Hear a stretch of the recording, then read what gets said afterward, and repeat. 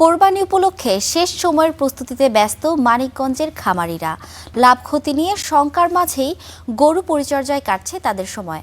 আরও জানাতে সরাসরি যুক্ত হচ্ছেন মাহিদুল ইসলাম মাহি। মাহি, হাটে পশুর সংখ্যা কেমন দেখছেন আর বিক্রেতারা কেমন বিক্রির আশা করছেন? এছাড়া ক্রেতাদের ভিড় কেমন দেখছেন?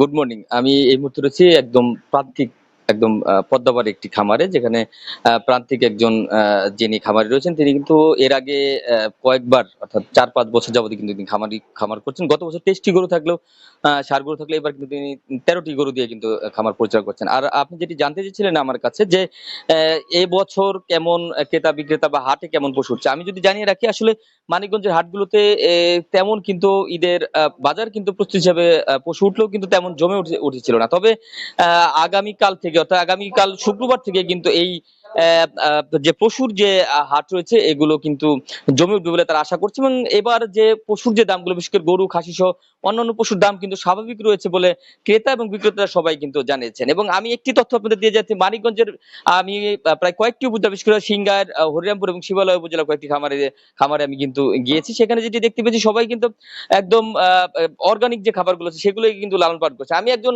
খামারির সাথে এখন একটু সংযুক্ত করার চেষ্টা করব, যিনি আসলে এই খামারটির যিনি কর্ণধার। আমি তার কাছে জানতে চাবো যে আপনি কতটি পশু দিয়ে শুরু করছেন এবছর, এবং কত টাকা আপনার খরচ, এবং কেমন আশাবাদী করছেন যে কিরকম আপনি এবার লাভবান হতে পারবেন বলে আশা করছেন? এবছর আমার ১৩টা গরু আছে।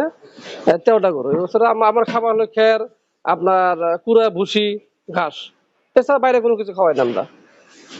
আচ্ছা, মানে কোন ধরনের ইনজেকশন বা মুটাজন এই ধরনের কিছু করেছেন কিনা?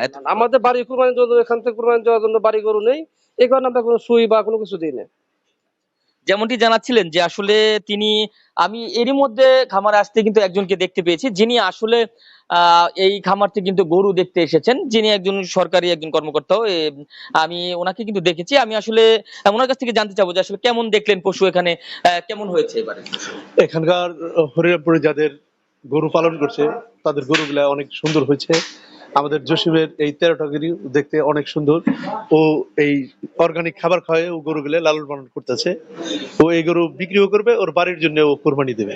আচ্ছা, যেমনটি আমি জানাচ্ছিলাম যে আসলে মানিকগঞ্জে এবার প্রান্তিক চাষিরা, যারা প্রান্তিক খামারি রয়েছেন তারা বেশিরভাগই কিন্তু আমাকে যেটি জানিয়েছেন, তারা কিন্তু অর্গানিক যে খাবারগুলো রয়েছে অর্থাৎ গরু মোটা তাজাকরণ, ইনজেকশন সহ বিভিন্ন ধরনের যে উপকরণ দিয়ে আসলে খাবার বা করা হয় বা সেই ব্যাপারগুলো কিন্তু তারা করেন। তারা বিশেষ করে ঘাস, তাজা ঘাস এবং চরাঞ্চল সহ আশপাশে যে তাজা ঘাস রয়েছে সেগুলো হয়ে কিন্তু পশু লালন পালন করেছিল। মানিকগঞ্জ থেকে আমার কাছে এতটুকু ছিল যে খামারে এবং গরু প্রস্তুতি এবং সামনে কোরবানি ঈদ উপলক্ষে যে খামারিদের প্রস্তুতি শেষ খবর। ধন্যবাদ মাহি।